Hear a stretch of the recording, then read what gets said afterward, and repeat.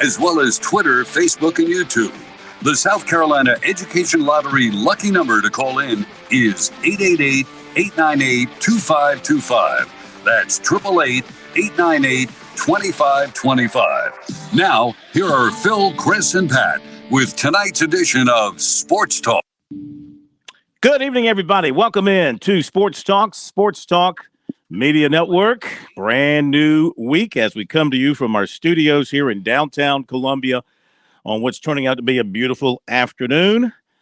Had interesting weekend with the weather and the baseball being rained out on Saturday, Sunday, and the Masters having its delay and finishing up yesterday with John Rahm walking off with another major championship. Matt Ward will join us tonight, 7:30, to talk about and reflect on this year's Masters, what it all means, and what's ahead in the golf world. Rory McIlroy withdrew from the RBC Heritage this week down at Harbortown, so that's disappointing. Still, it has a great field. Would have been nice to see McIlroy hang in there with it, but he has pulled out of that.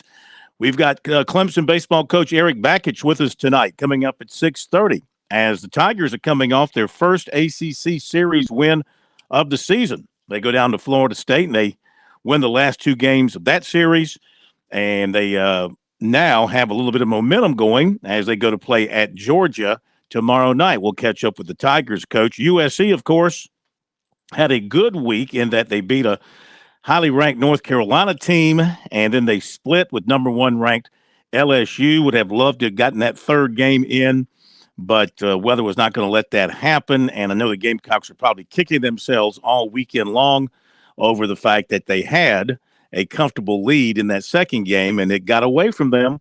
And so they ended up with that split, and they've got Upstate tomorrow and then another toughie as they go to Vanderbilt. The Gamecocks are ranked as high as number 3 this week. Vanderbilt is number 4. We'll go over all that coming up in just a little bit. It's the night of the WNBA draft.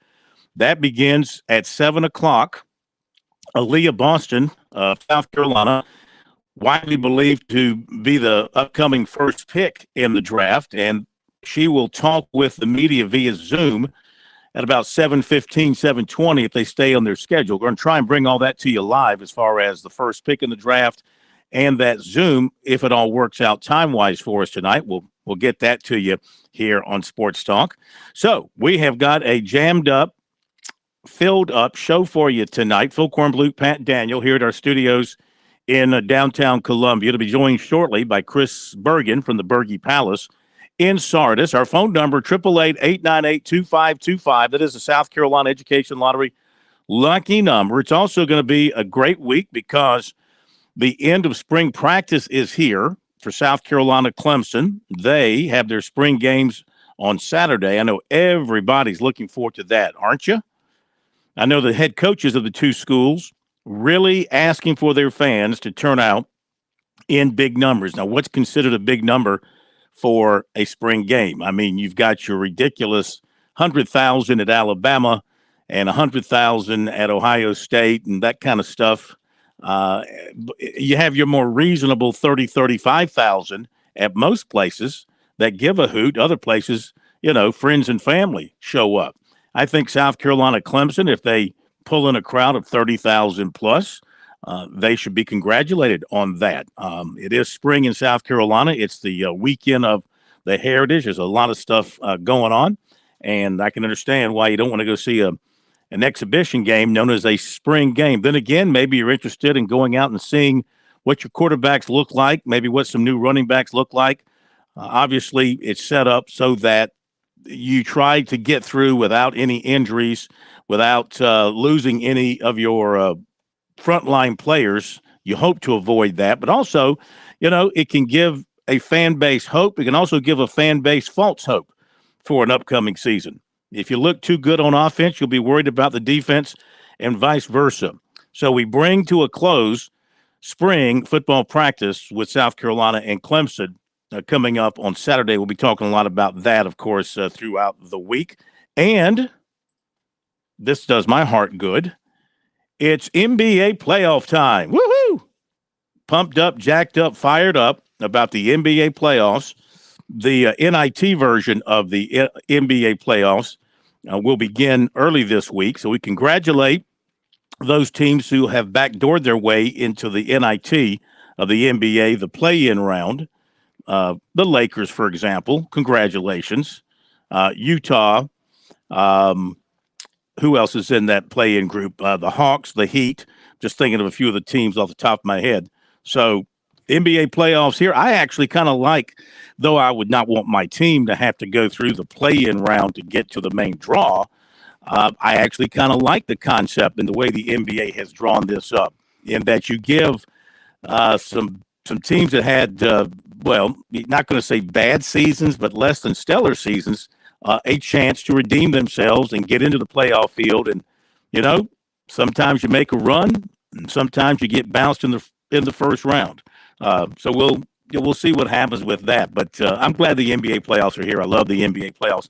I love the NBA playoffs with the multiple games at night where they're jumping from location to location. I think it's tremendous. Chris Bergen now joining us from the Berge Palace. And, yeah, I can hear in your voice and your breath that you, too, I can hardly wait.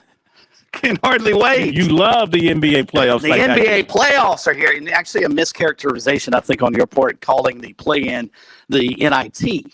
Actually, it's more like the first four or whatever the NCAA has tried to sell us on the play-in games for the NCAA tournament. I think that'd be a little closer to the truth. Now, if you want to take those teams and let them go play their own little tournament, then maybe you've got something there with the NIT. But no, the next time I sit down and watch an NBA game will be the first time I've watched one in 25 years.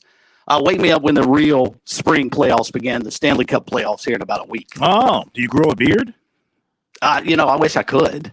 I would try. Yeah, I would grow a playoff beard, but I've never been able to grow very much facial hair. And the parts I do don't match up with the other parts. So it's not even a good thing. Well, our man here at the point, Kev Cohen, who's a big Detroit Red Wings fan, he always grows.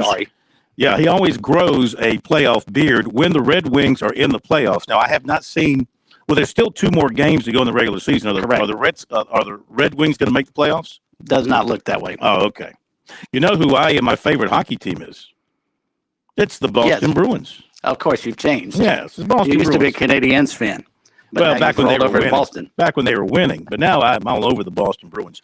And that fits. And let me back up before Kevin calls. I think. Let me double check that before I say anything. I thought the Red Wings were out, but I'm seeing something that I know where I can look real quick. So go ahead. I have checked the NHL standings one time this season. Okay. That was when I was in Chicago back in January. And I was wondering why the Blackhawks were down 3-0 like 5 minutes into the first period. They're awful. It turns out they were tanking the whole season. That was just part of it. So the hockey playoffs, the NBA playoffs, they're all a lot of fun. Glad they're here. Looking forward to it. Phone number 888-898-2525. What kind of pro do you think Aaliyah Boston is going to be? Wow, that's a terrific question. Well, it needs to be answered pretty quickly because, the one thing about the WNBA, they have their draft like tonight, and their regular season starts pretty soon, right? Don't they crank it up here like about the time the playoffs are over, right about that time? Phil, you're testing my knowledge. Once you get past women's college basketball, I had to plead ignorance. I'm not sure the start date for the WNBA. I apologize for that. That's okay. But I am proud of us for being able to be locked in for the draft tonight. But to answer your question, I think Aaliyah Boston could turn in a career as certainly a really, really good defensive player in the WNBA. I'm curious as to how her mid-range game would translate to the pros. She's obviously a terrific post player. I think she'll have a very, very solid career. But I think she may turn out to be a much, much better defensive player in the pros than she is an offensive player. But, that remains to be seen. I do believe she'll be the first person taken off the board at 7:05 or so when they start the draft. Yeah. In watching her a good bit this year, and then in particular in the Final Four, it seems to me like I know she has a little bit of an outside game, but I don't think they're going to count on her for that at the next level. And she does like to face up. And one thing that she, of course, was very good at, offensive rebounding and stickbacks, that's going to be a lot harder to come come about for her in the WNBA because she's going to be facing off against players her height, maybe not quite her. Well, she slimmed down quite a bit, I think, from last year to this year. So she's more athletic from that standpoint. But her overall athleticism, I mean, I know she's powerful, rebound and follow back up. I just don't know about being able to face up and score game in and game out against players of her equal size who have length and long arms and who can maybe just force her out of the middle part of the lane where she does most of her damage. Now, she might just prove us all wrong about that and work on her game and improve it quite a bit. I don't think she's an offensive player like an Asia Wilson is in the WNBA. That's a good point. Yeah, I would agree with that. And I don't think that's a knock on Aaliyah. That just shows you how good a player Asia Wilson is and was in college. And one thing that'll be interesting too, how will Aaliyah adjust to maybe not playing on the best team in the league anymore? How much is she going to be able to play? There are a lot of things that will factor in when you move up to the professional ranks. We see it all the time with college players when they go to bad teams. How do they translate? And you think, gosh, I thought that guy would be a better pro, or I thought she'd be a much, much better pro. Well, it may not be necessarily on the individual as much as it is whether they stuck her on or him on a horrible team. I've been remarkably amazed at how easily it appears Trevor Lawrence has turned Jacksonville into a really good team, because normally when you're that first quarterback taken off the board, you go to a horrible team, and it takes forever if you ever get it turned around. Just look at Baker Mayfield. You know, you must be like reading my mind. Do you have the ability to look into my head and read what's on my mind? The other thing I was going to bring up tonight, since you mentioned Trevor Lawrence, I want to talk about Clemson quarterback recruiting for just a moment. And your phone call's coming up, 888-898-2525, South Carolina Education Lottery. Lucky number for you here on Sports Talk. Clemson quarterback recruiting. I bring this up as a timely note because over the weekend, the Tigers missed on their next top target in the 24 class as Air Nolan committed to Ohio State. It just got me thinking to myself. I said, is Clemson losing it? I know they have good players in other parts of their recruiting from last year's class and what they're building so far this year. But what about quarterback? Are they slipping in the quarterback position? And just to take a look at it, you go back to 2018. I did a little research today. You go back to 2018. Okay, they signed Trevor Lawrence 2018. Generational quarterback, went out and proved it, right? No question about it. Their 2019 quarterback signee was Tayshaun Pumachan, a complete bust. A four-star guy that was a complete bust at Clemson. Clemson, anyway. Yeah. And at Georgia Tech. I mean, he never played. Really hasn't stepped on the field at Tech either, has he? Yeah, he hadn't played. He did rupture his Achilles, to be fair. That's a pretty career-altering injury. Yeah. Came back from it pretty quickly. He was a bust. He was four-star, never played. I mean, what do you want me to say? He was a great player who didn't play? Come on, let's be fair. Let's be real. 2020, DJ Uyangalele, okay? That was their top choice. And by all accounts, they great pickup and came in. You know, it's going to be hard when you analyze his career. It's going to be hard to really pin him down. He wasn't awful, but he wasn't great enough to meet the Clemson standards, I guess you would say, right? I mean, he left with some good numbers, but too many losses, too many breakdowns in key moments, too many poor performances all added up to where he wasn't what the fans and I guess the coaching staff and all expected him to be because he got benched. Okay? So my point here is in 2018, they got their top choice. The guy they wanted was Trevor Lawrence. They got him. 2019, Tayshaun Pumachan was the problem they faced then was they had Trevor Lawrence and they had Hunter Johnson there as well. Now, Hunter Johnson ended up transferring out and they took Tayshaun Pumachan. DJ Uyangalele was their top choice in 2020 and they got him. But here's where it starts to turn, in my opinion. 2021, Bubba Chandler was their lone quarterback signee, and obviously he didn't come to school. He went to play baseball. So they end up with no quarterback, no scholarship quarterback in that class. 2022, they signed Cade Klubnik, who stands to be the starter now, and his story is going to be told moving forward. Will he be great? Will he be above average, average, less than that, we shall see in time. We have a very limited amount of exposure to him to this point. So I think the story there is still to be written. But he was not their top choice in 2022. Their top choice was Ty Simpson out of Martin, Tennessee, who signed with Alabama. 2023, they end up signing Christopher Vezina, okay, who's the freshman on the team this year. So far, he's okay, but he's not going to be the backup. Right now, the backup is Hunter Helms, the walk-on, who's been with the program. Now, Vezina may eventually surpass him, but that's now how it looks at this point of spring practice. But he was not their top choice for 2023. Of course, that was Arch Manning, who ended up going to Texas. And that brings us to 2024. So they missed on Air Nolan, who they had gone all in on after he visited, and he ends up going to Ohio State. Previously, they went after Walker White, who committed to Auburn. Before that, it was DJ Lagway, who committed to Florida. And part of all that was Jaden Davis, who committed to Michigan. And so I bring this up to say, is there something up in quarterback recruiting? Why are their number one choices going elsewhere?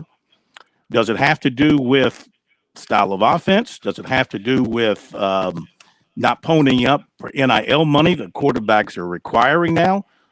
I mean, or is there just nothing here? Is there nothing to see here? Am I just blowing smoke and there's really nothing to be concerned about here because you're going to have a great quarterback in Klubnik and Vezina is going to step in and be a fine quarterback behind him? Is everything fine there and there's nothing to see? Wow, that's a lot to unpack. And I thought you laid it out perfectly. And I think there's, first off, to be fair to Clemson and their quarterback recruiting, it's not as if Air Nolan signed with Presbyterian College or committed to PC. Mm-hmm. He committed to Ohio State. I mean, he went to another major program. As you touched on, Arch Manning, another major program. All the guys you listed that Clemson missed out on, they were in the mix to get them. They just ended up going to another major program. And I think, and I don't know this to be the case, but I think probably some of it had to deal with, if I'm Air Nolan and I'm watching Clemson play last year, I look at that offense and I think, I don't want to be in that offense. They didn't move the ball enough. Mm-hmm. The quarterback that was their starter left the program for whatever reason, because I don't know that because I'm not inside the program. Now, will Garrett Riley change all of that? From everything we've heard in the spring, they look like an entirely different offense. But if you're committing for 4 years of school, or 3 years for most of these guys, because they all believe they're going to be in the NFL, you're probably not going to take that on face value. You've got to see something, and you're not going to get that chance. I think we could probably start watching their recruiting here the next year or so under Garrett Riley and see if that was the case. Maybe they just didn't like the offense that Brandon Streeter ran last year, and that may have scared Air Nolan away. Now, your other point about NIL, I think that's always going to hover over everybody. And if you've got a quarterback that can go one place and he's going to get paid $2-3 million, or he can go play another place that's got tradition and can win ACC championships and SEC championships and NCAA championships, but they're only paying him $100,000, where are you going to go? And I don't know that's the case. I don't know what Ohio State offered him. But let's face it, it was not just the fact that you can come play for Ohio State and we'll develop you into an NFL quarterback. There had to be something else involved. And I think clearly it's NIL money. Yeah. And you wonder about Clemson and their approach again to NIL. They have NIL opportunities. They have a plan in place. They've constructed new facilities. They're just trying to be very subtle about it while other places are flaunting it.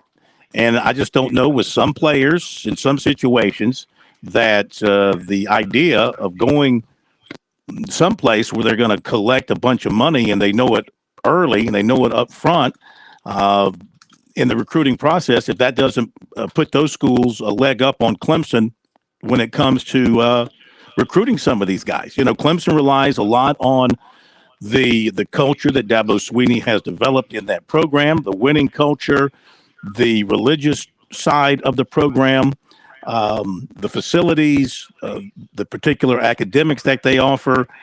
They don't make a big deal out of what their NIL opportunities are. And I just wonder, in talking about quarterbacks, because let's face it, they are the programs these days, I just wonder if that hurts them with these top flight quarterbacks.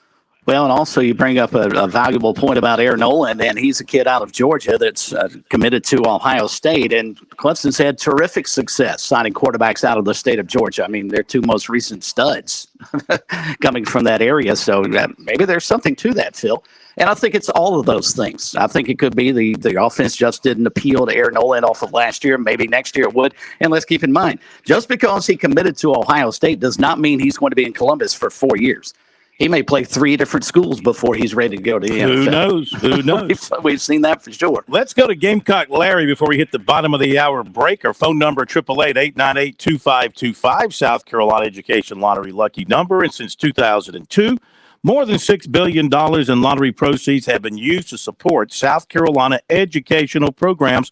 You can learn more about the lottery's impact at sceducationlottery.com/education. Wins and playing for fun is a win for education. Larry, welcome in. How you doing tonight?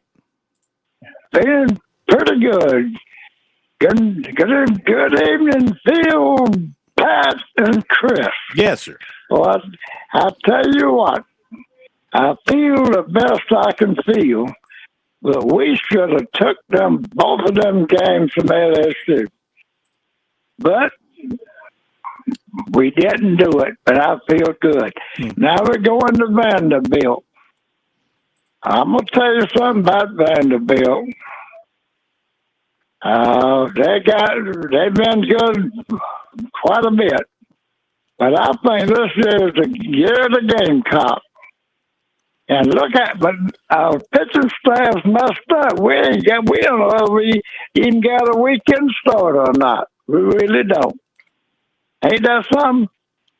But I tell you what, we're going to go down there and we're going to slug our way. And we're going to win at least 2 out of 3. And we just might get lucky and win 3 out of 3. That's what I'm looking for. But I hope all had a good Easter. And,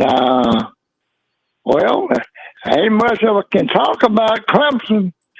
They're doing pretty good now, it seems like. And what's his name? Tiger Bryan? Is that his name? Tiger Bryan? Tiger Bryan. Tiger Bryan, no.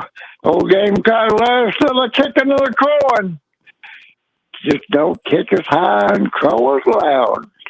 Go Gamecocks. Talk to all of y'all later. Have a good evening. Thank you, Larry. Appreciate it. Yeah, Vanderbilt, of course, that's going to be, if the Gamecocks can win the series, you don't think about sweeping. You just want to win. But, I mean, Vanderbilt, once again, proving they are one of the best teams in the country. Team batting average over 290. They can hit some home runs. They steal bases. And their pitching, of course, is always top-notch, first class with a bunch of hard throwers. We'll talk more about that going in to the weekend, but because South Carolina's got Upstate to deal with tomorrow night. And Upstate is no pushover. They're going to be coming in looking to knock off the Gamecocks in Columbia. But another great opportunity for South Carolina baseball against Vanderbilt. Well, and Larry brings up a fascinating point. Will the Gamecocks have Noah Hall available when they go up to face Vanderbilt? You certainly don't want to have one of, if not your best arm, not available to face a team as talented as Vanderbilt is. You'd love to be able to have them. And I was encouraged, and I think if you're a Gamecock fan, you had to be encouraged by the brief efforts that you got out of Will Sanders on Thursday night. He only got to go, 3-4 innings before the rains came, and had to bring him out of the ball game because of the rain delay. But Mark Kingston said the same thing. He was encouraged by some of the things he was seeing. And it's interesting always listening to a head coach or a manager talk about their pitchers. And the one thing he pointed out that he liked about the way Will Sanders was pitching against LSU, he saw a lot of swings and misses that he had not been seeing from other teams against Sanders. So maybe that week off actually did him some good. And you would hope if Noah Hall gets back, and who knows how long he might be on the shelf. Yeah. That'll be an interesting question to find out as this week unfolds. Yeah.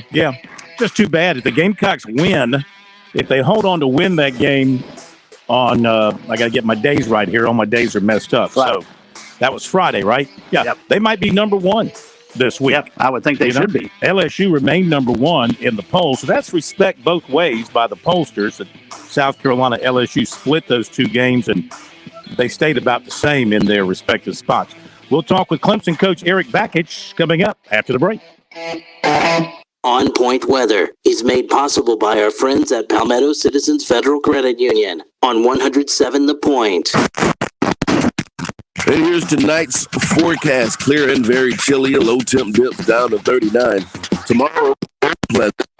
Sunny skies and a high back up to 71. Warmer Wednesday with sunshine at 77. Thursday, we hit 80 again before the rain arrives on Friday and we cool down some. I'm Brian Leonard with your On Point local weather. Sonic has something delicious for you. Hey, announcer guy, that's your cue. Try the new Sonic cheeseburger. 2 juicy, pure seasoned beef patties, types topped with grilled onions, crinkle-cut pickles, creamy mayo, and classic mustard on a toasted brioche bun. Well, I don't know about you, but I'm definitely craving that previously mentioned thing. Supersonic Double Stack Cheeseburger. Sonic. Limited time only at participating Sonic drive-ins. With SRN News, I'm Keith Peters reporting the Biden administration will propose strict new automobile pollution limits this week that would require at least 54% of new vehicles sold in the U.S. to be electric by 2030, ramping up quickly to as high as 67% by 2032. That's according to industry and environmental officials briefed on the plan. The plan is expected to receive stiff pushback from the auto industry. A handful of states led by Democratic governors are stockpiling doses of abortifacients amid fears that a court ruling could restrict access to the most commonly used method of abortion in the U.S. Massachusetts has purchased enough doses of the drug mifepristone to last for more than a year. California has secured an emergency stockpile of up to 2 million pills of another abortion medication. More details at srnnews.com. Hey, this is Ray. And Mary Ann with Absolute Glass. And we're happy to have been voted Lexington's best glass store for 13 years in a row. Many drivers are unaware that your cracked windshields can be replaced, usually at absolutely no cost to you.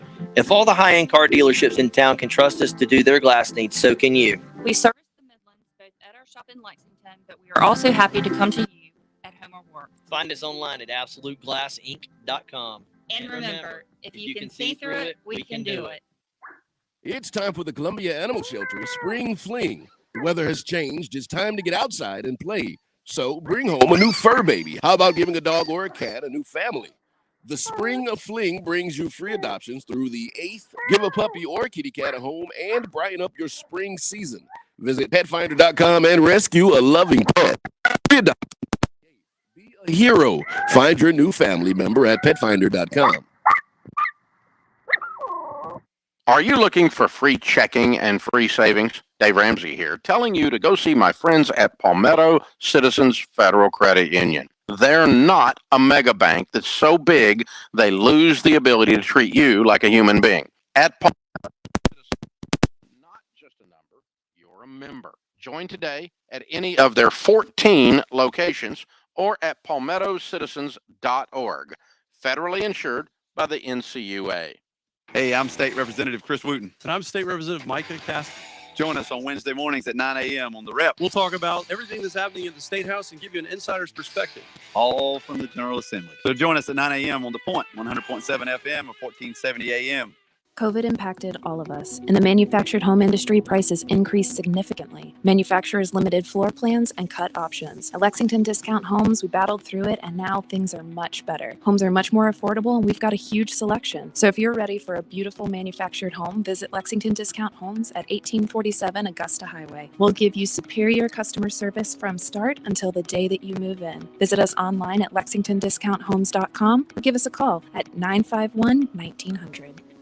Every Friday morning at 9 a.m. on The Point, join me, Chad Jordan, and my co-host Larry Jordan for the Palmetto Real Estate Pros. We'll help you out whether you're looking to buy, sell, or just learn all things real estate every Friday right here at 100.7 The Point. The pipes burst. You're getting the repairs done. Now it's time for your flooring. This is where the flooring department shines. We don't have a huge multi-million-dollar showroom, but we all buy from the same manufacturers. So why pay more? We're locally owned and have 30 years experience in the flooring industry, and we stand by our work. Get tremendous customer service and great pricing with the flooring department, 951-3567, or online at theflooringdepartment.com. That's 951-3567 or 951-FLOR, the flooring department.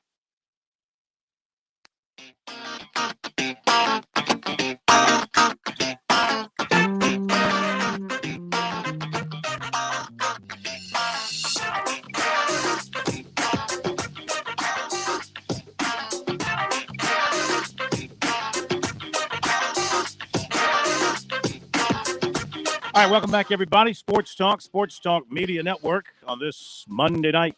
Phil Kornblut, Chris Bergen, Pat Daniel, all with you. Busy show.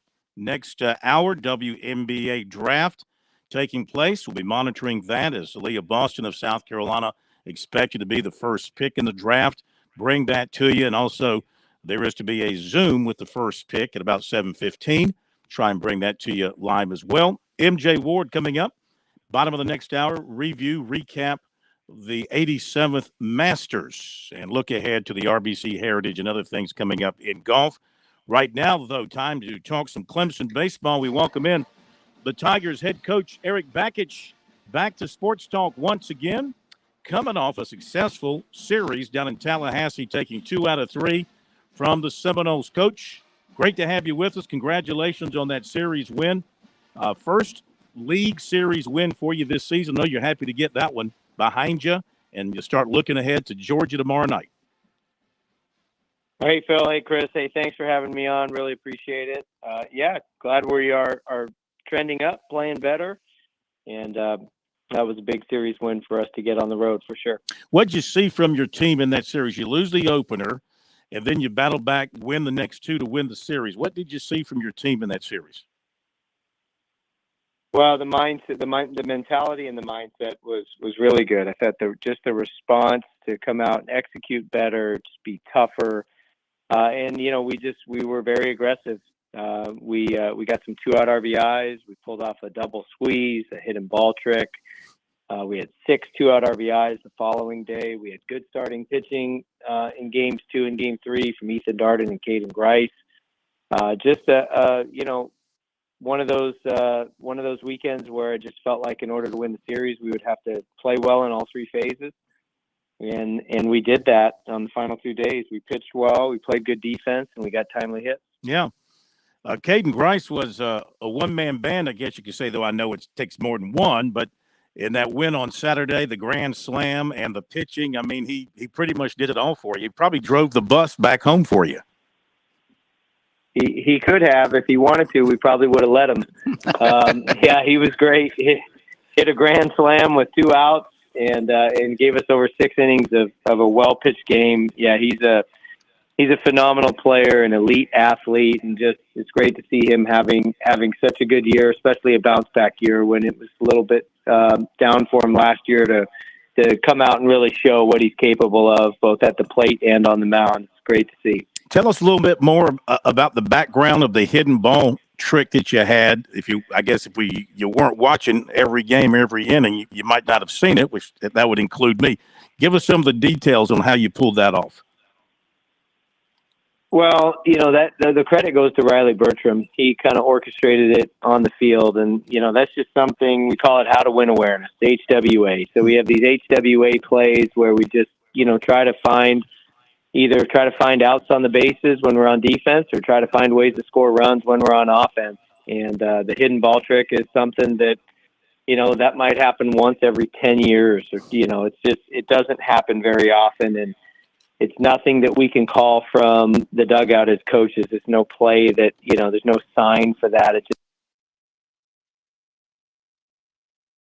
just to line up. The opposition can't know it's coming. And Riley, there was a sack bunt that was down, and the way the play unfolded is Riley had the ball, and he handed it to Blake and pretended to hand it to the pitcher, told the pitcher not to go on the mound. Ethan Darden told him to play it off, and then Blake had the ball in his glove, and the circumstances worked out, and we were able to pull it off because the base runner it's not like he got his lead. He barely stepped off the base for a split second, and Blake was able to tag him. So, we got lucky that the umpire saw that, because it's not anything we're alerting the umpires to, but it was a cool play. It was really a defining moment in the game, because it was a 1-run game. It was 1-0 at the time, and that runner represented the tying run for them in the 6th inning. So we really were able to pull away after that, just capturing the momentum on our side. It's kind of like a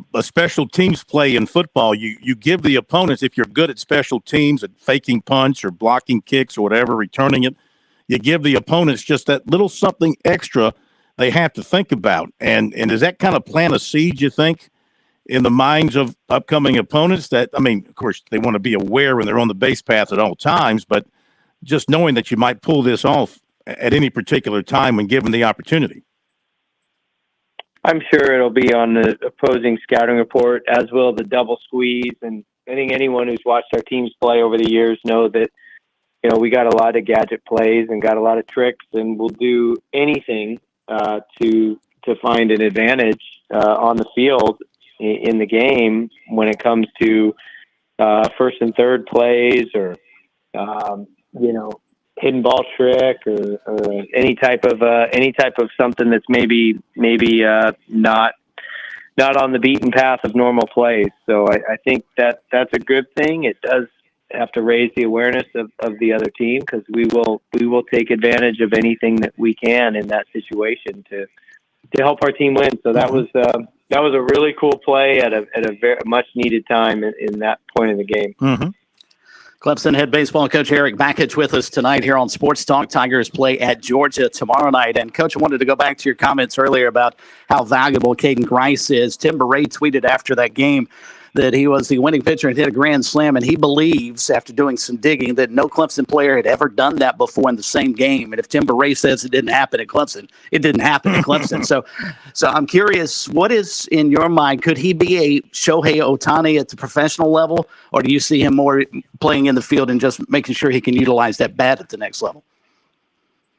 I think he can do both. I really do. I think he's got an elite skill set in both areas. He's almost 6'7", 250 pounds, got light tower power in the bat, and he's a good hitter. It's not like he just has power. He's really blossomed, in my opinion, this year as a hitter, where he is just as good of a hitter as he is a power hitter. Hits for average, hits for power, his walks are up, his strikeouts are down, and he's fast. He's really fast. I mean, he's one of those guys you look at and think he's an NFL tight end.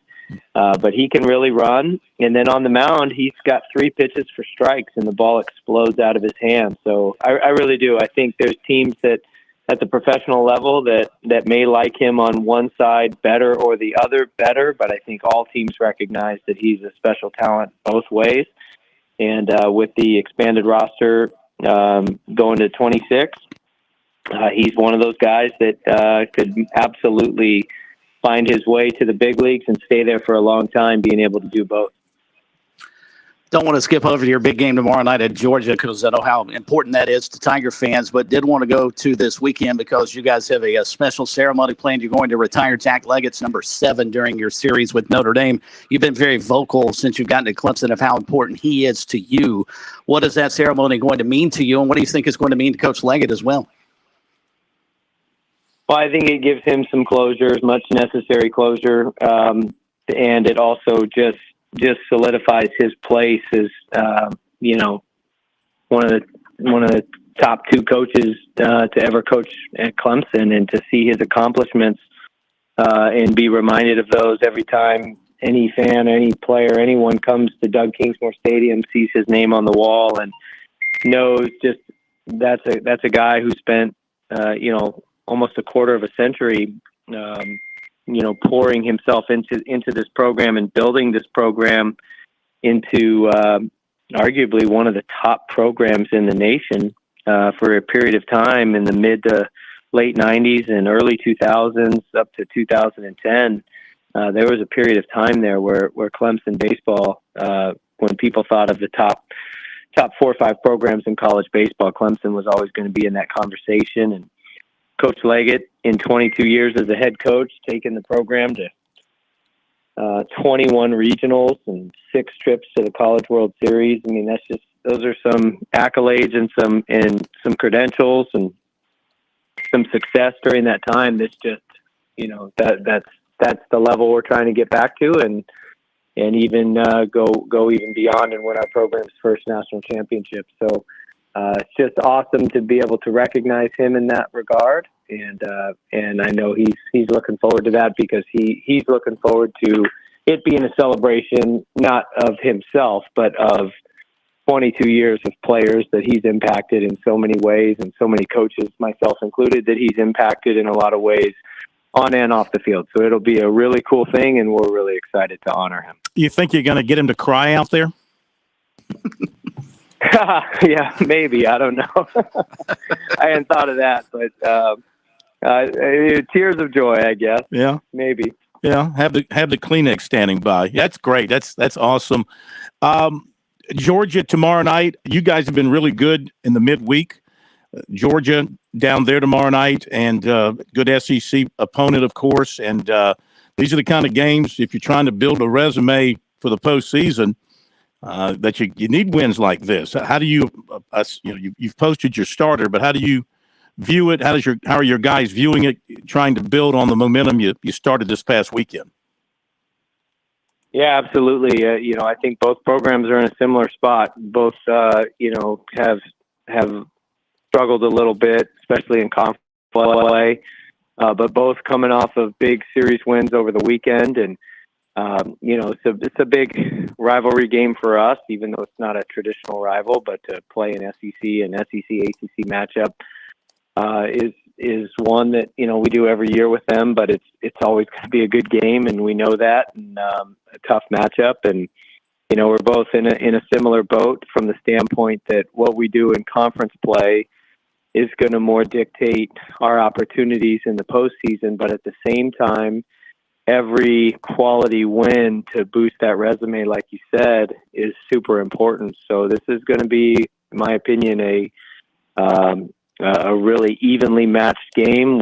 It's going to come down to whoever executes better on the field tomorrow, because looking at their roster and watching them on film, it's a good team, better than their record indicates. And I think you could find a lot of similarities about us in that regard too. Well, we thank you for the visit. As always, good luck tomorrow night. It's going to be a big one for you, and then a tremendous weekend coming up with the retirement of Coach Leggett's number there. Should be an awesome evening. Thank you for joining us. We'll talk to you again soon, and good luck to you this week. Thank you, Coach. Hey, appreciate it. Thanks a lot. Yeah, thank you, guys. Go Tigers. Thank you. Thank you very much. Eric Bakich, Clemson baseball coach, trying to get it going. Hasn't been the kind of season they had hoped for. And, some injuries have set him back. Trying to get Ryan Ammons back going again will be important to them. Obviously, he's not there yet, I don't think, but maybe he's getting closer. And, having Bryce starting to kind of find it. He had kind of a slow start. I think he's kind of found it now. And he's been good for him of late. And, of course, the freshman has been outstanding. The freshman center fielder, Canarella, he's batting .427. He's going to make a lot of freshman All-American teams, if not just flat-out All-American teams, with the kind of season he's having. Okay, we'll hit the break. We'll give you the recruiting report coming up. George Bryan here for Tsunami Bar Sports, and some say the fun is in the winning. I say the fun is in the training. And Tsunami Robbie, what do you say? George, we all know you get more done when you're having fun. This technology is different. It's engaging, but it's also a lot of fun to use. Hi, this is Phil Kornblut. Be sure to click on the digital ad on SportsTalkSC.com and get 5% off any Tsunami Bar order using promo code BBB5. Don't wait. Order today. Imagine a scrapbook filled with all your favorite memories of 75 years of NASCAR gone by. Now imagine that scrapbook going 190 miles per hour. Have you ever? No, I've never. You don't have to imagine it. You need to get to Darlington, where the drivers of today tackle the track too tough to tame, just like they did your first time. NASCAR Throwback Weekend at Darlington Raceway, May 12th through the 14th. Get your tickets today at darlingtonraceway.com. Parents ask, what's the best way to save for college? I'm State Treasurer Curtis Loftus, and my answer is always open a Future Scholar 529 college savings account. It's easy. You can get started online with any amount. It's flexible to adapt to your child's college dreams. and you can deduct 100% of your contributions from the South Carolina state tax return. So what are you waiting for? Go to futurescholar.com and see why it's the smart, easy way to save for college. futurescholar.com. Have you turned on the fun? Try CashPop from the South Carolina Education Lottery. Pick one number from 1 to 15, win up to $2,500. Or play all 15 numbers, and you're guaranteed to win. Play twice a day to double your fun. It really is that easy. Visit sceducationlottery.com to get the details. CashPop. It's the light of the party.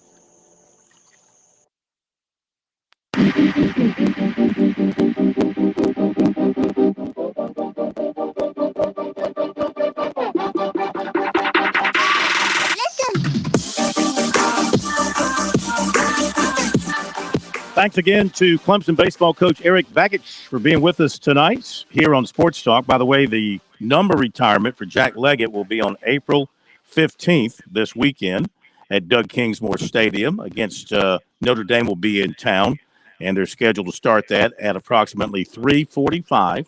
So you can go pay your taxes and then go. I was thinking the same thing.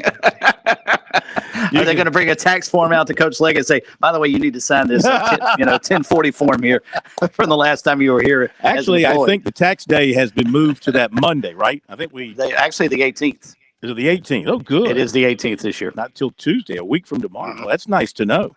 Glad you told me that. Won't be sweating quite so much this week. So get out and, for you Clemson fans, get out and pay respects, homage to Jack Leggett, who deserves everything that comes his way. No, he didn't win a national championship at Clemson, but he won a lot of games, a lot of ACC championships, a lot of regionals, a lot of supers, and not only Six that, College World Series. I mean, his resume is impeccable. but personality too.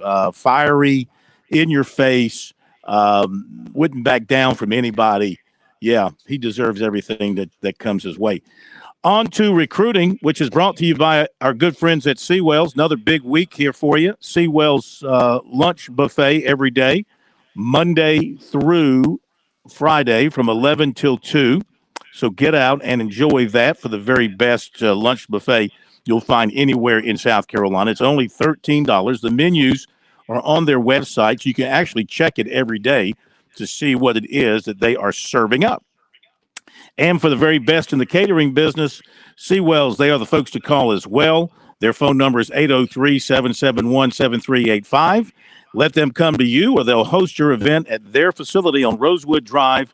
You can get more information on their website, SeawellsCateringSC.com. So in the recruiting world tonight, catch you up on a bunch of notes from over the weekend and looking ahead. This is announcement week for Josiah Thompson of Dillon. Friday morning, 9 o'clock. South Carolina trying to make it a sweep of in-state top offensive linemen.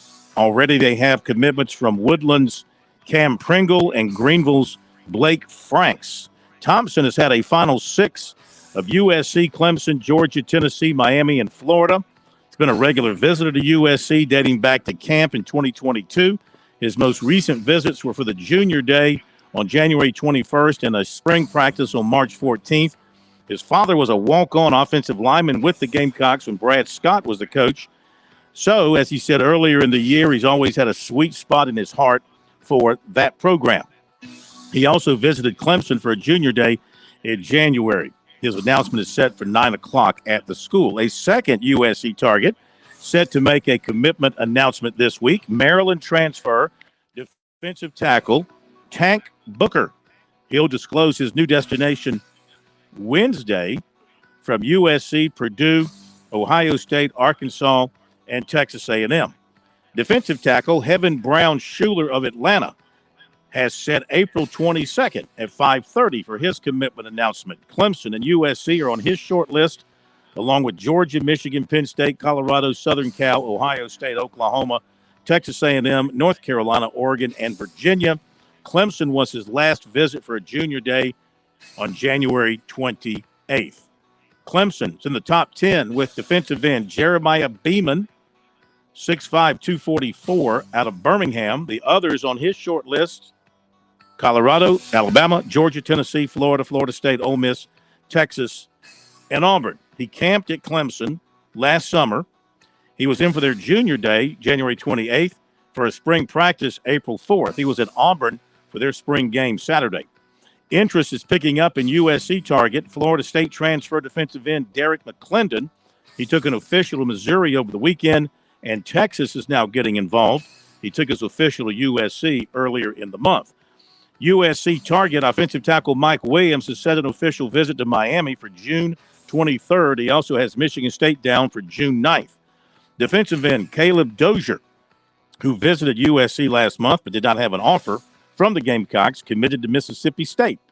2025 defensive tackle Amir Adams of Lake City and 2025 running back Marquise Henderson of Belton Honeypath plan to visit USC tomorrow. Both visited Clemson last week. USC commitment linebacker Wendell Gregory will be in for the spring game Saturday. Athlete Quentin Martin, who had an offer from USC, committed to Penn State.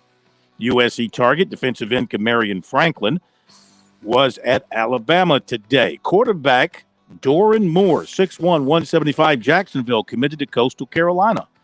He also had offers from West Virginia, Arkansas, Appalachian State, UCF, Virginia Tech. 2025 quarterback Sawyer Anderson, 6 feet, 178 of Dallas, plans to visit Clemson Wednesday of this week. I would imagine that's when the Tigers practice again. He's passed for 6,000 yards and 73 touchdowns the last 2 seasons and winning back-to-back state titles. His offers include Miami, Virginia Tech, Arizona State, Wisconsin.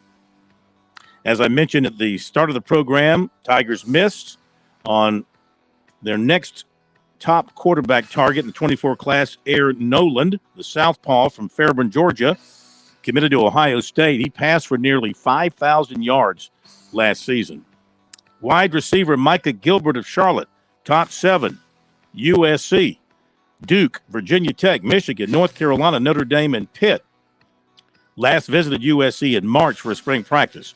Wide receiver Christian Zachary, 6'3", 190 of Calhoun County, was at Clemson last week. His other he has offers from Virginia, from Charlotte, Appalachian State, and Bryant. Long snapper and center Keaton McNutt of Sharpsburg, Georgia, was at USC Thursday. Defensive end Cameron Fountain of Atlanta visited USC Thursday, as did 2026 offensive tackle Darius Gray of Richmond, Virginia. 2025 tight end defensive end Adam Shavlin, 6'5", 240, St. Thomas More in Connecticut, plans to visit USC on the 14th. Running back in the 25 class, Jordan Davison, Walnut Creek, California, plans to get to Clemson and USC later this spring. 2025 defensive end Isaiah Gibson of Warner Robins, Georgia, plans to be at USC for the spring game Saturday. He was offered by USC last week. 2026 offensive tackle Tavares Dice, Fairburn, Georgia, 6'5", 280, was offered by USC. Clemson target linebacker Sammy Brown of Jefferson, Georgia, visited Oklahoma last week. He was at Clemson early last week. Clemson target cornerback Jalen Crawford was offered by Florida State on a visit there Saturday. 2025 quarterback Ryan Montgomery of Findlay, Ohio, who visited Clemson and USC in the last week, was offered by Florida Thursday. USC target defensive end Jamonta Waller was at Georgia Saturday. Basketball, USC target Temple transfer center Jamil Reynolds committed to Cincinnati. USC target 6'10" Dayton transfer Mustafa Amzil was at Memphis and New Mexico last week after seeing USC earlier in the month. USC target Wofford transfer BJ Mack was at LSU over the weekend. Former Gray Collegiate forward Brandon Gardner has gotten his release from St. John's. He had offers from Clemson and USC while in high school. North Carolina transfer guard Dontrez Styles is headed to Georgetown. He had USC in his Final Four, and former Wofford guard Jackson Pavletsky is transferring to Iowa State. There you go. With some recruiting notes, odds and ends, and insights from the recruiting world here on Sports Talk.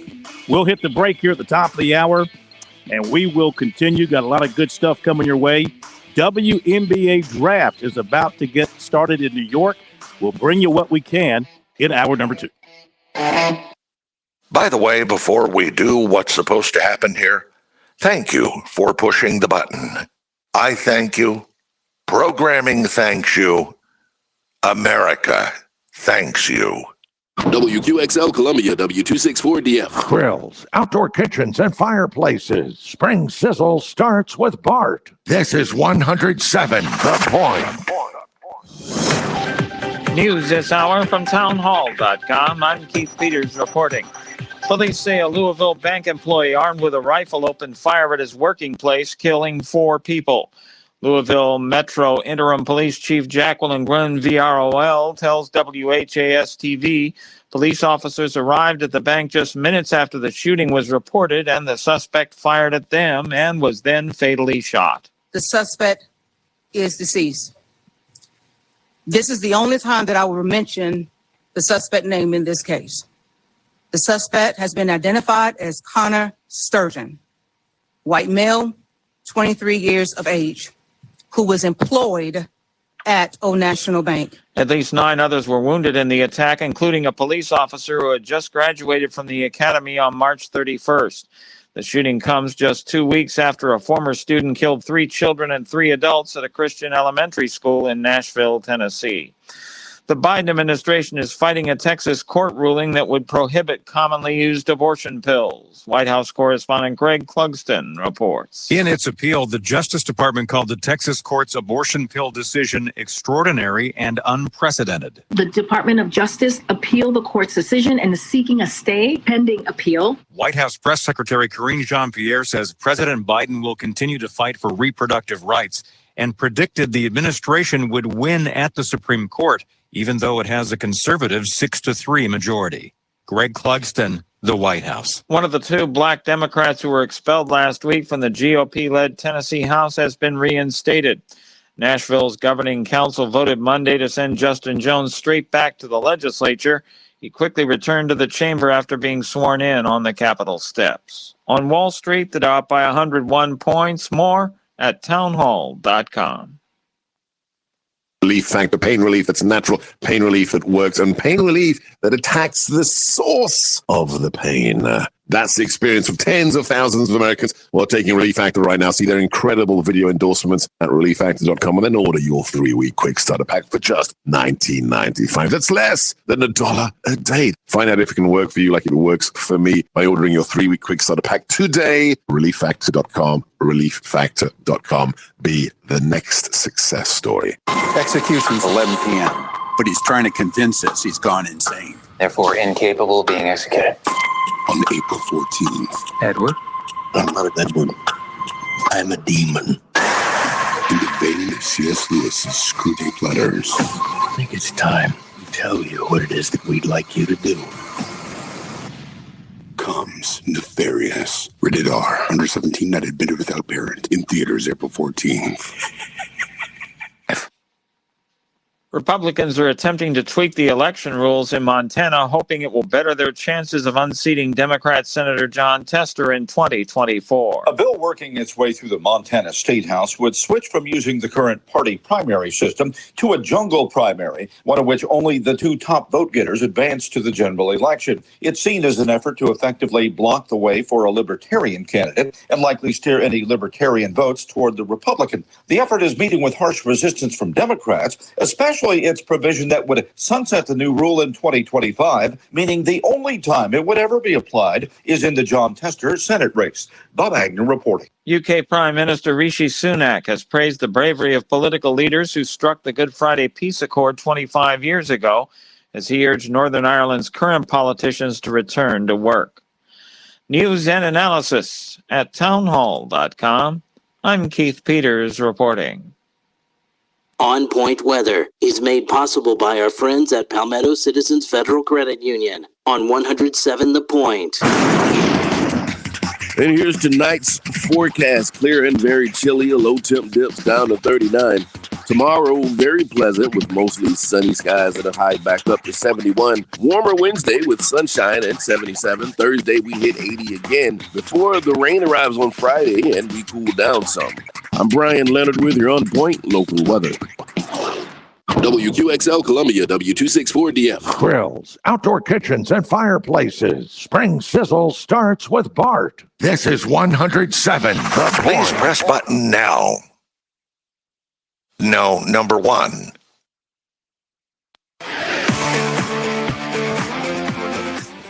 Welcome back to Sports Talk on the Sports Talk Media Network. You can reach the guys with the South Carolina Education Lottery lucky number, 888-898-2525. That's 888-898-2525. Now back to Phil, Chris, and Pat with the second hour of Sports Talk on the Sports Talk Media Network.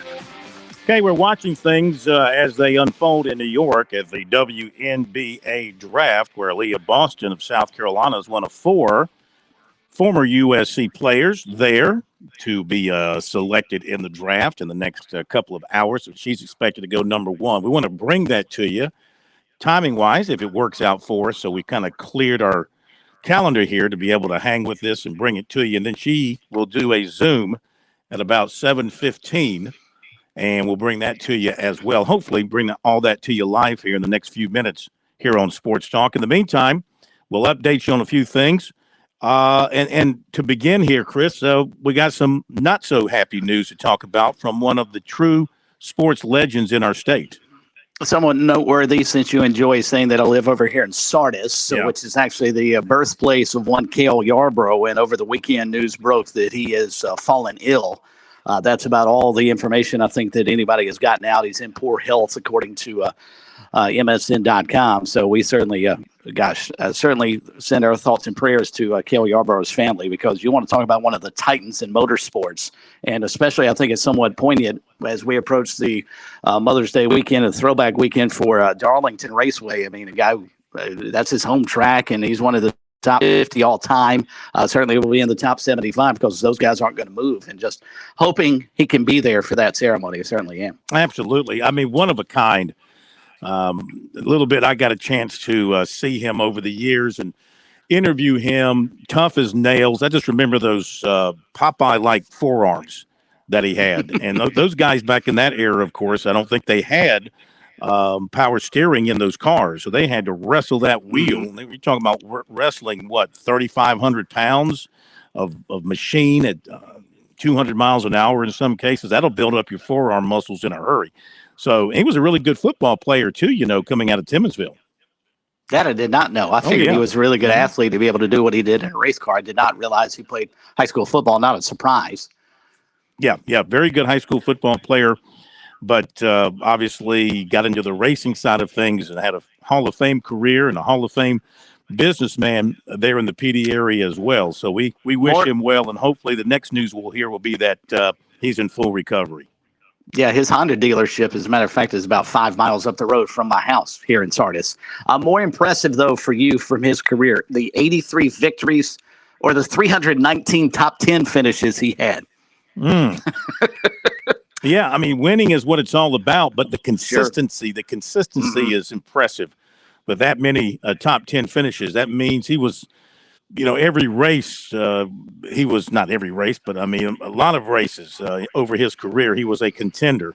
And to win 83 races at that time, considering he was running during the era of Richard Petty, when Richard Petty was still winning a bunch of races, you tried to grab what you could grab, I guess, back then with Richard Petty when he was really the king of the sport and winning a whole bunch of races. So he was terrific. And, of course, what a time it was in South Carolina back then to have two icons like Cale Yarborough and David Pearson going at it and being dominant drivers at the same time. And then you have the racetrack that probably they both would love to win every time they had the opportunity there in our state. So NASCAR is certainly woven through our state for sure. And with those two icons helping pave the way, along with Darlington Raceway, like I said earlier, I certainly hope Cale's going to be able to make it out to Darlington for that 75 best drivers of all time ceremony that NASCAR is going to put on as part of the throwback weekend here, which is sneaking up on us fast, Phil, about a month out now. Mm-hmm. Okay, ESPN is televising the WNBA draft, and they're taking us into the war room of the Indiana Fever. Have you got the fever? You're hot. You can't be stopped. So they have the first pick, and that should be coming up here shortly. As soon as Pat gives me the cue here, we'll bring some stuff up and hopefully let you hear it. In the meantime, our poll question of the week for this week, as we know now, it is spring game week, South Carolina and Clemson. And so if you're watching your team in their spring game, what is the most important aspect of the event to you as you're watching that game? 4 choices.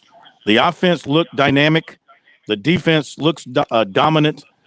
No serious injuries occur, or the recruits are impressed by what they see. Overwhelmingly, 213 votes in this afternoon. 65.3% say no serious injuries occur. And I would concur with that. 19.7% say they want to see the offense look dynamic. 13.1% say they want the recruits to be impressed.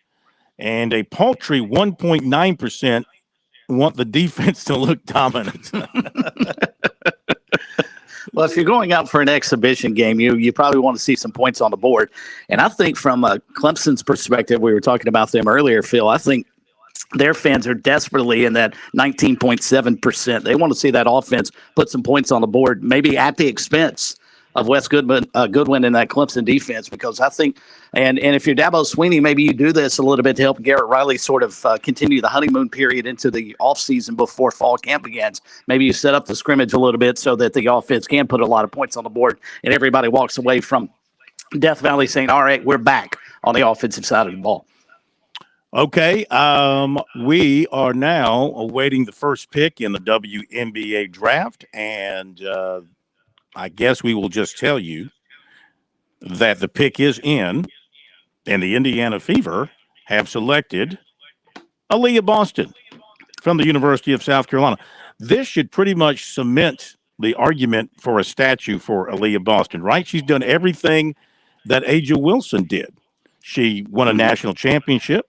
She was consensus All-American. She was SEC Player of the Year, and she's the first pick in the draft. Yeah, I don't see if sort of you set up a criteria that what Aja Wilson accomplished that got her a statue. You have another player that comes along and accomplishes virtually the same.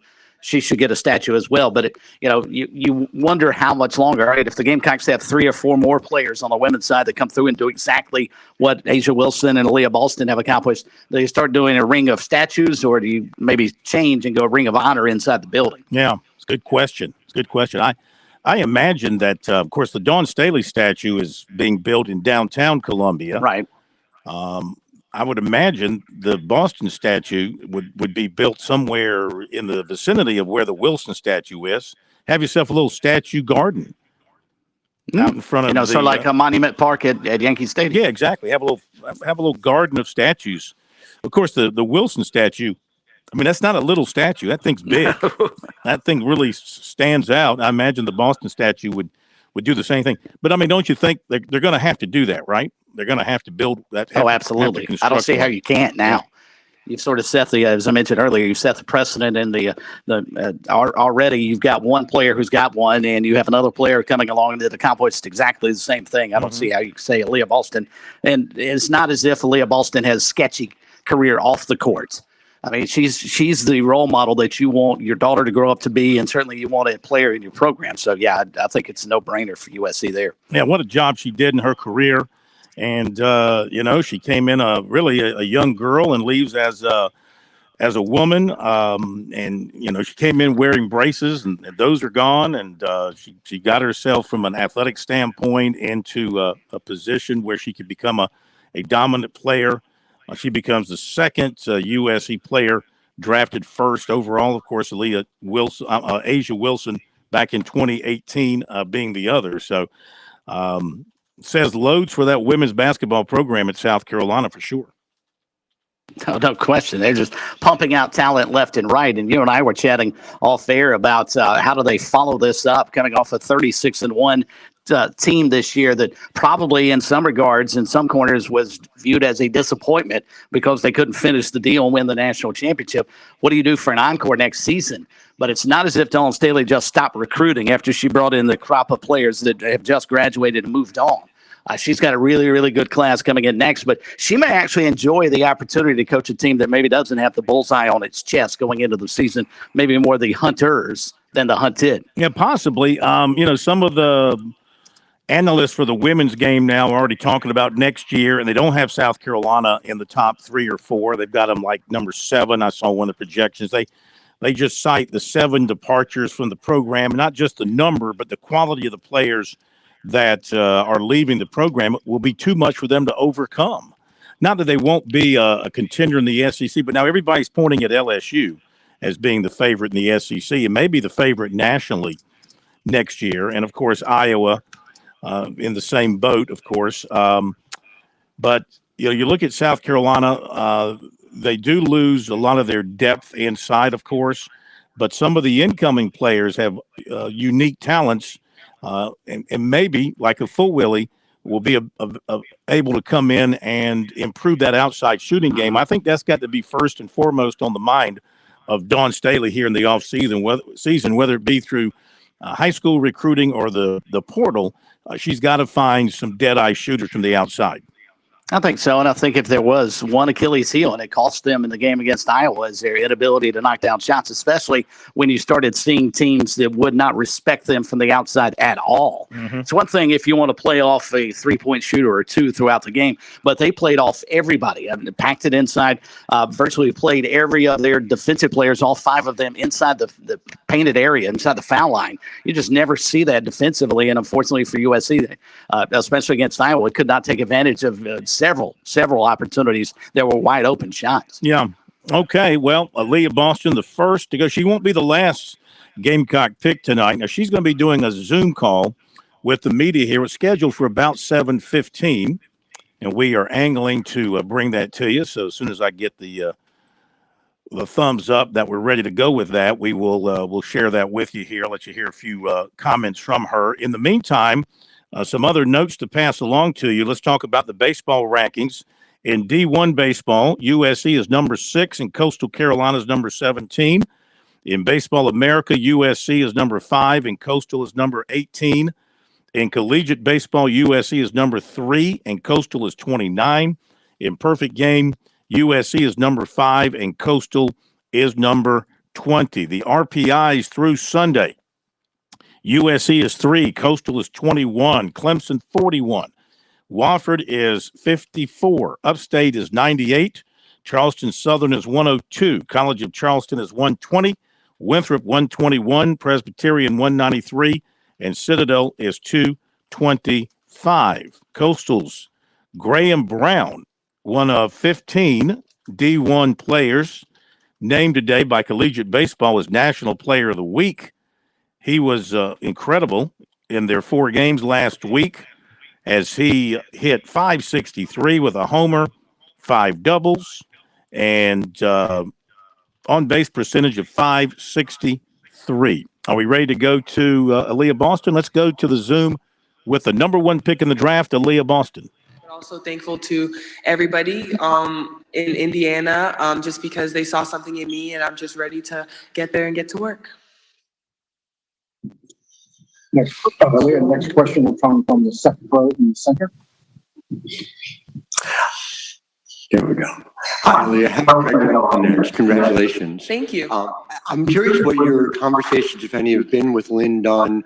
Obviously you bring a two-way play to this game, but in particular, your defensive prowess was above and beyond and something that, Indiana definitely needed. So take me through what those conversations have been like. Yeah, we talked quite a few times, and she's just saying that she's just super excited to get to know me.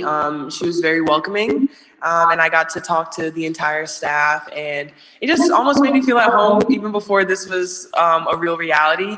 And so I'm just really thankful to everybody there. Of course. Aaliyah right here, Jackie Powell with the Next. First of all, congratulations. I want to understand the calculation you made and who and what helped you get here to be in this draft rather than maybe wanting to go back to South Carolina and pursue another season there. Yeah, I mean, first off, everybody that has a COVID year definitely has a tough choice because, I mean, you could either be somewhere where you've known, the system, you've been there for 4 years or however many years it may be, versus coming into this new system, grown-ups, and it's almost like you're starting over. But, I mean, it took a lot of thought because if I could go back to South Carolina again, I absolutely would because it was just so much fun. But I just knew that I had to do what was best for me, and I definitely think just coming to the league, and I say that just because I've always wanted to do this, I've always wanted to be a professional basketball player, and I just felt like this moment was right. Usually if I feel any doubt, if I feel any second guessing, I can say, I'm just not going to do it. But I was just very confident in myself, and so I didn't want to make a different decision because I'm going to trust my gut.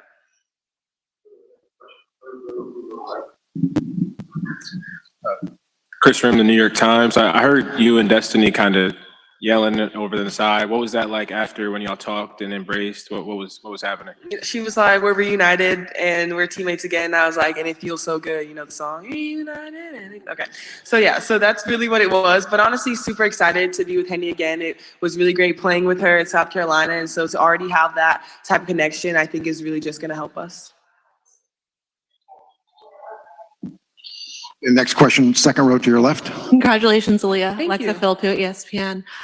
To be able to go to a franchise like the Fever, where they haven't had success as recently, but they look at you as a player who can help get them back to kind of that historic run that they've been able to make. What excites you most about that opportunity, and how do you think you can help them kind of reach those heights that they had before? Yeah, just being able to learn from everyone that's there already, and that includes the rookies from last year because, they already have that pro life experience. So just being able to learn from them, but also to kind of be who I am and just continue to compete. I think everybody on the Fever now, they're going to compete, and we're going to work hard. And so I'm just really excited to get that started with everyone. Olivia, your next question will come from the first row to your right. Hi, Aaliyah. Congratulations. Thank Pepper you. Pursley with Dish with Pepper. I'm just wondering how Coach Daly, as a former WNBA player herself, was able to prepare you for this moment. Yeah, first of all, I just want to say, I love you. I always see you, interview people, and I'm glad I'm here to get that. But she's helped a lot. I think she's just helped me to be the player that I am right now over the past 4 years. She's just been able to help guide my steps into what it is to be a pro, guide my habits, and for her to be in the crowd with the rest of our South Carolina crew, it's just amazing. Aaliyah, next question, last row in the center. Hey, Aaliyah, Jalen Tart from WRHU. From what you've learned throughout the 4 years at South Carolina, what is the one thing that you're willing to take from what you learned to the pros? Just being confident and also being confident in your leadership skills. I think that's going to be the biggest thing, making sure I'm able to use my voice, talk about what I'm seeing on the court just so I can be able to help my teammates, but also just the physicality that I bring. I'm trying to just be a dominant post player. Okay, next question, the last one from the room will be front row to your right. Front row, right here.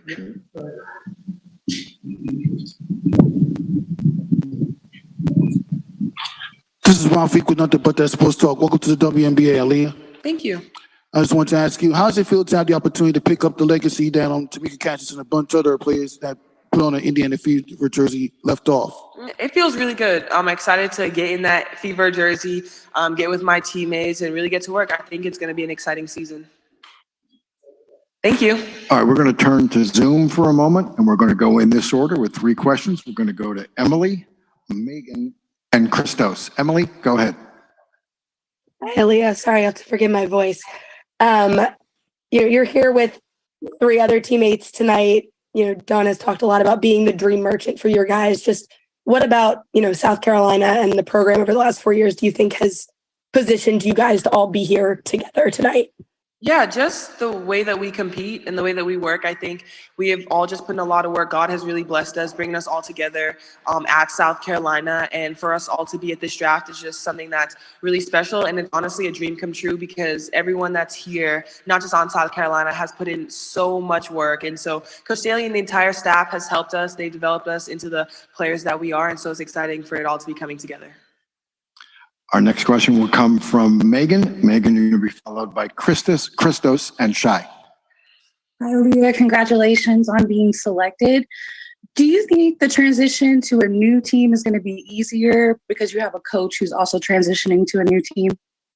I mean, maybe in a sense, but I think it's almost like, coming from high school into college because you're new and everybody has already experience, whether it's a new coach or not. So I think it's going to be a little bit different that I'm going to have to adjust to, but I definitely think the coaches are going to be able to help me.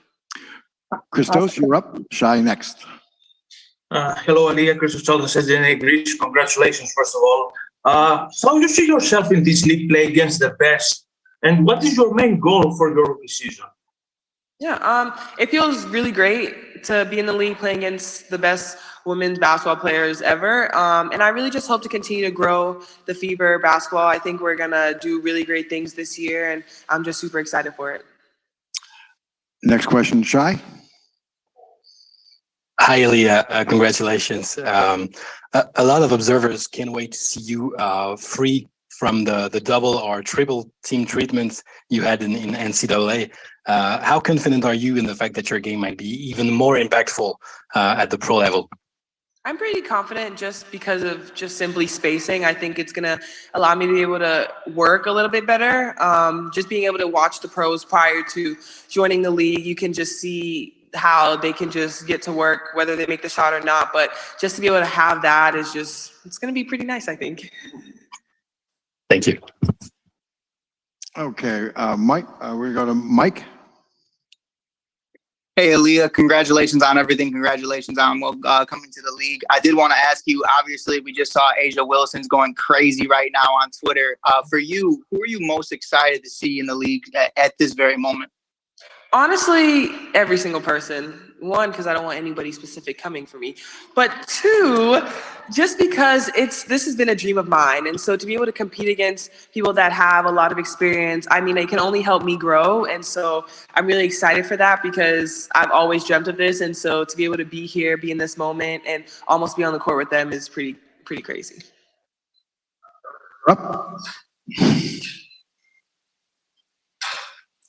Hey, Aliyah, congratulations on everything. Just wanted to ask you, I know Candace has been a huge fan of yours and you're a huge fan of her. What do you think it's going to be like playing now against her when the Fever go up against the champion Aces? Yeah, I mean, I'm going to be excited just to do that. But at the same time, we're on the court, so I definitely want to compete and make it really hard for her. But I mean, it's pretty cool to play against people that you look up to. And Candace is somebody that I look up to all the time. And so I'm really excited for that. Okay, turn next question, the last one on Zoom. Fago, go ahead, please.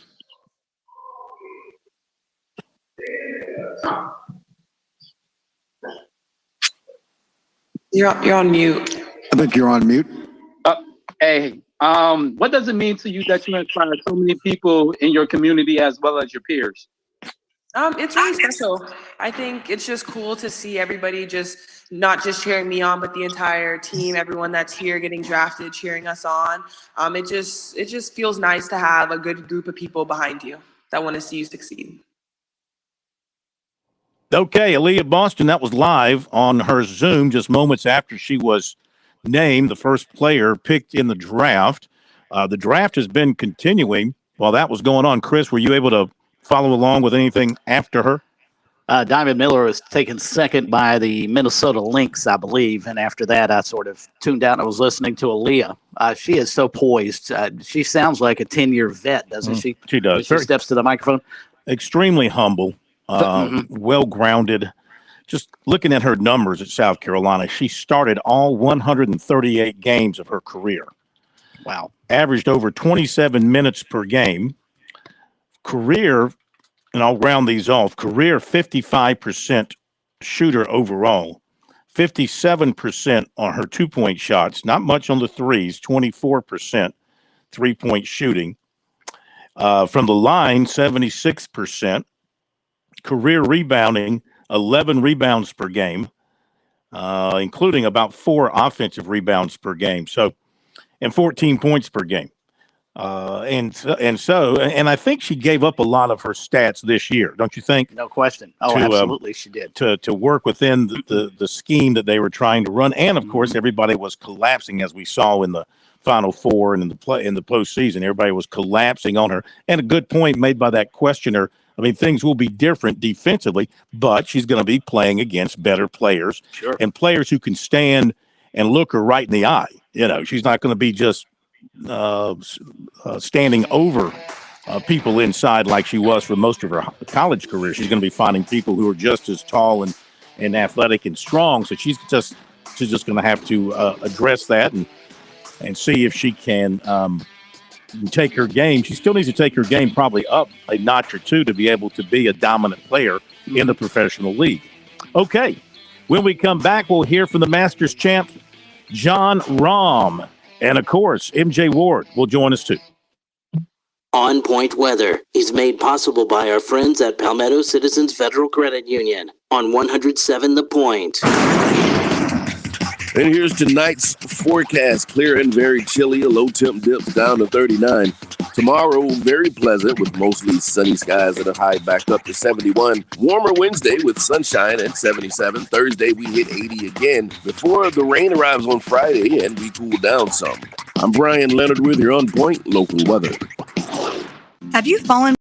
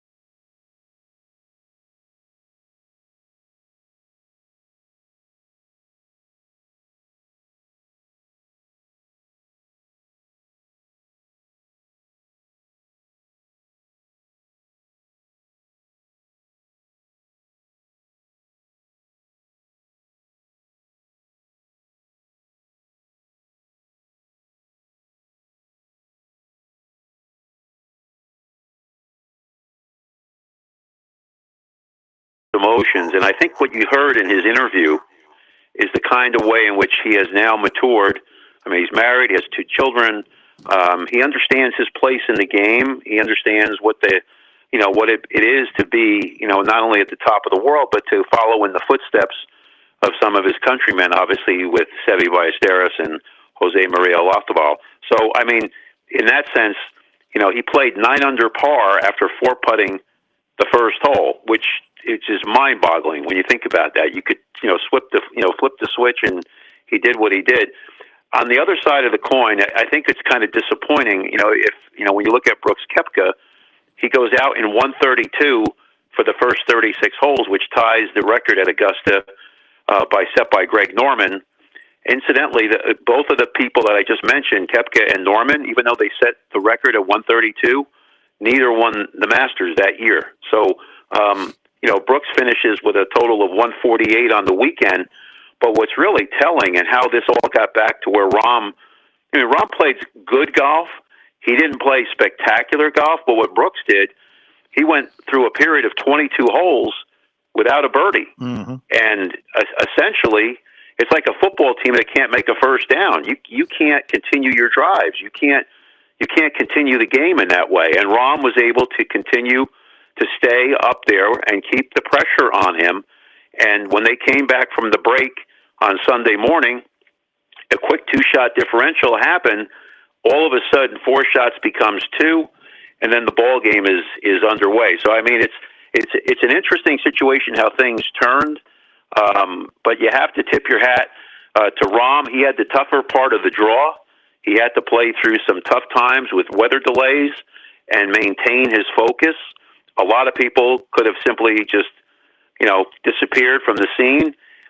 He did not, and now he is the Masters champion. And he, along with Seve, have won 2 different majors. That's never happened. They're the only 2 Spaniards that have done that, and it's very likely and possible that he will continue on. I mean, you have to keep this in mind. I mean, here's a guy that in his recent play, I mean, over his last, I would say probably if I have this correctly, in his last. What is it? I think I have it here. In his last 13 starts worldwide, okay, Jon Rahm has won 5 times and had 10 top 10 finishes. That's Tiger-like. That's Phil Mickelson-like. That's when you play at the world level that he's at. He comes to the game being prepared, and he did that. And, I was hoping for more of a showdown between the 2 players. That did not really happen. I mean, basically, when Rahm got through Amen Corner without anything happening, essentially the tournament was over at that point. I mean, it really didn't have any real juice coming down the last couple of holes. But that's what champions do. They close it out. They don't leave you an opportunity to make something happen. I mean, it could have been possible had Koepka made maybe a birdie at 16 or 17. You get to the final hole with a 2-shot differential, then a birdie-bogey kind of combination, it could have resulted in a possible tie. But that's all woulda, coulda, shoulda, and that didn't happen. Let me mention here real quick, back to the WNBA draft, Letitia Amihir selected 8th by the Atlanta Dream. So 2 USC players going in the first 8 picks. So, and Chris mentioned this earlier, you got the LIV Golf, you got the PGA. I mean, is it really in the minds of the golf fans out there, both in person and around the world watching, are they dividing these guys up in these 2 different camps and pitting one against the other because, one's playing on the LIV Tour, one's playing on the PGA Tour, and developing a rivalry in their minds there? I mean, I don't really see it that way because golfers are independent contractors regardless of which tour they happen to be playing on. And it's more about the golfer against the golfer than it is the organization against the organization, isn't it? Or do you see it differently?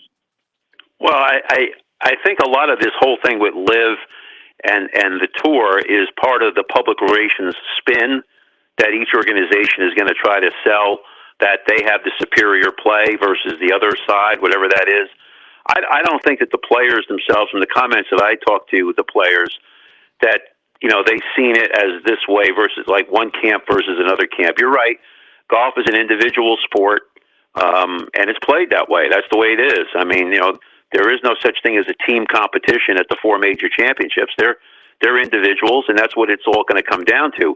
What we have right now in professional golf is you have 3 players between Scheffler, Rahm, and McIlroy who are really essentially in their top 3. Then you could get into a discussion, an argument, okay, well, who are the ones that follow that? Well, certainly Brooks Koepka has resurrected his game.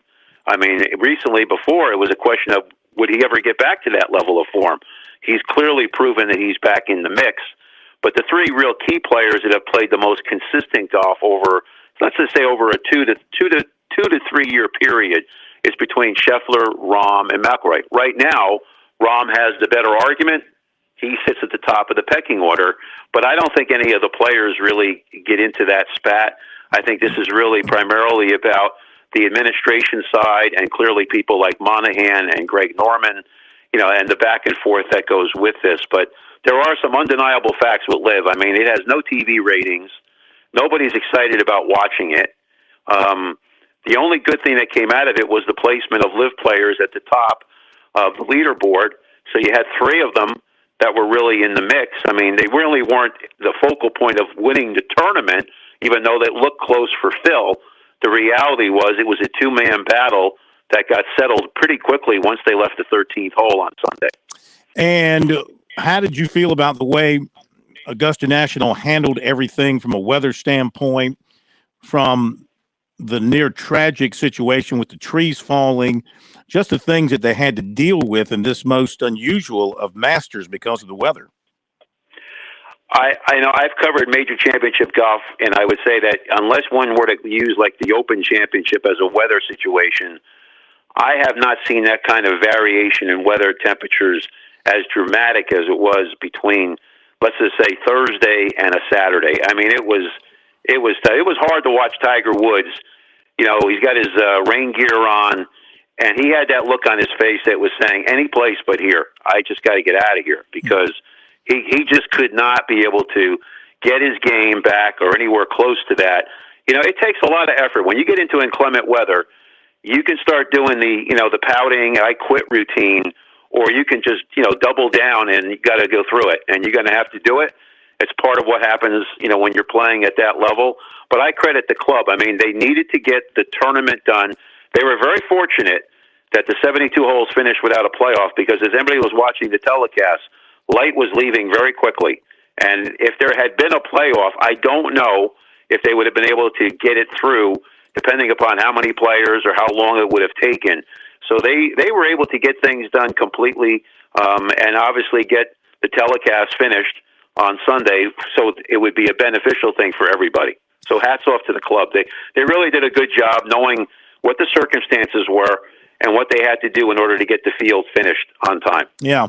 Well, it's a month to the PGA in Rochester. We look forward to catching up with you then and there, and we thank you so much for your participation. Well, always a pleasure, guys. And like I said, I think John Rahm, the next big thing he has on his mind is what is he going to have on his menu for his Champions Dinner next year. We'll see how that plays out. Something spicy, I would imagine. Okay, thank you. And you do get a participation trophy for being with us. Thank you, Matt. Chris, thank you very much, sir. Any quick final thoughts? Sir. No, I was going to get into some of the weird things that happened in baseball over the weekend, but maybe we can touch on that tomorrow. You got it. And thank you, Pat. Great job getting everything on the air tonight. Thank you all for being with us. Have a great night. Oh, we'll hear from Shane Beamer tomorrow night. See you then.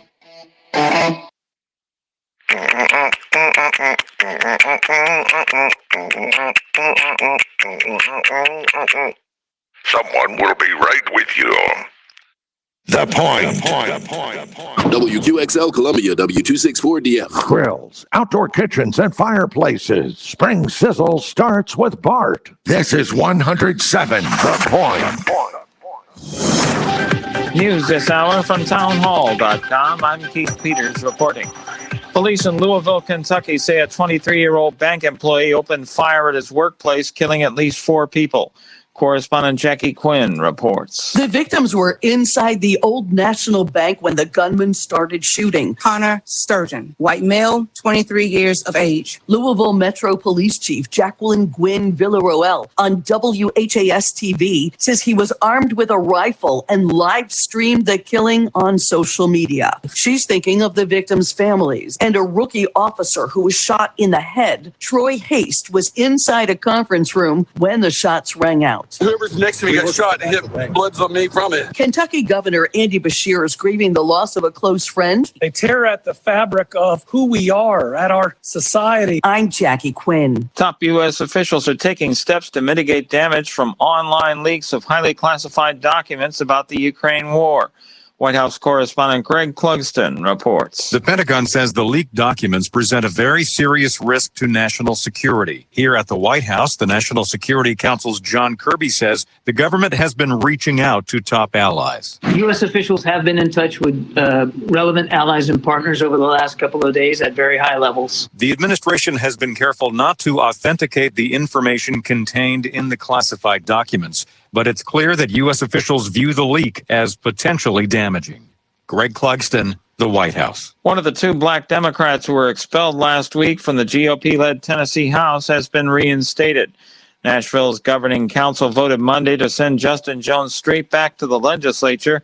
He quickly returned to the chamber after being sworn in on the Capitol steps. On Wall Street, the Dow up by 101 points. The Nasdaq dropped 3. More on these stories at townhall.com. Relief Factor, pain relief that's natural, pain relief that works, and pain relief that attacks the source of the pain. That's the experience of tens of thousands of Americans who are taking Relief Factor right now. See their incredible video endorsements at relieffactor.com and then order your 3-week quick starter pack for just $19.95. That's less than $1 a day. Find out if it can work for you like it works for me by ordering your 3-week quick starter pack today. Relieffactor.com, relieffactor.com. Be the next success story. Execution's 11 p.m., but he's trying to convince us he's gone insane. Therefore incapable of being executed. On April 14th. Edward? I'm not an Edward. I'm a demon. In the vein of C.S. Lewis's Screwtape Letters. I think it's time to tell you what it is that we'd like you to do. Comes Nefarious. Rated R. Under 17, not admitted without parent. In theaters April 14th. 8,000.